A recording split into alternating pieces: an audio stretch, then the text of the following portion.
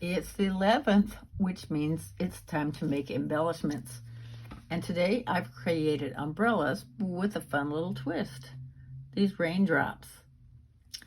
These are made with these cute little acrylic pieces that I bought on Amazon.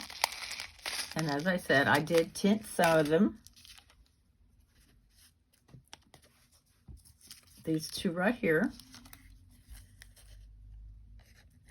And then the glue behind it is actually kind of pretty. It makes it translucent. I used my Winnie the Pooh paper pad, as well as these dies. I am going to be putting out a more explicit and directive tutorial about how I made these, so make sure to watch for that. And if you haven't subscribed yet, consider doing so, and so you get notified of that.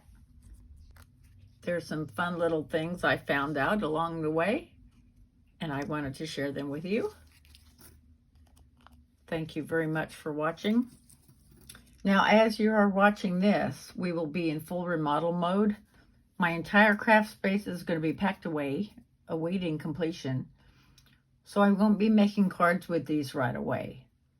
But stay tuned for that process video on these, and I will be back as soon as possible. Bye-bye.